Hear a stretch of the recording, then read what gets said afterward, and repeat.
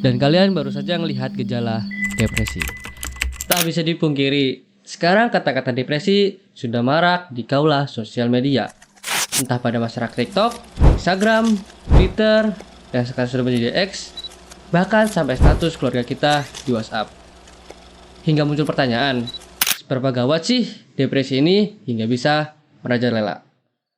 Secara istilah medis, depresi ini disepakati oleh para psikologis dan dokter sebagai gangguan kesehatan mental yang dapat memengaruhi perasaan, cara berpikir, serta perilaku seseorang.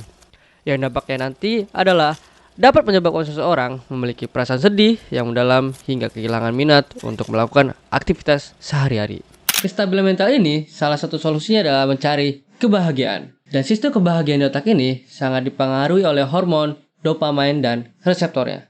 Jadi, otak ini memiliki bagian depan bernama prefrontal cortex atau PFC, yang fungsinya nanti sebagai pembentuk konsentrasi, memahami benar dan salah, membentuk ekspektasi, berpikir kritis, dan mengendalikan diri.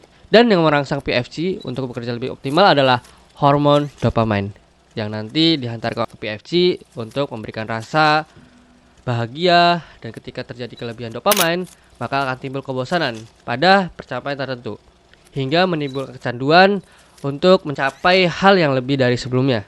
Jika kekurangan hormon ini malah membuat PFC bekerja kurang optimal, akibatnya dari berlebihan dan kekurangan dopamin tersebut dapat menimbulkan kerusakan pada PFC sebagai reseptor, yang dampaknya termasuk depresi tadi.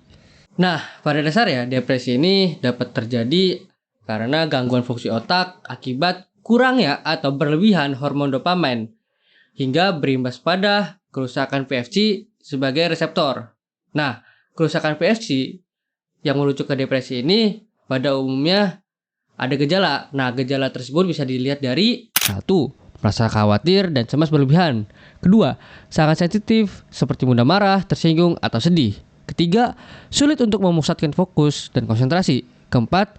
Terlalu banyak tidur atau bahkan insomnia. 5. Tidak ada ketertarikan minat atau motivasi untuk melakukan apapun.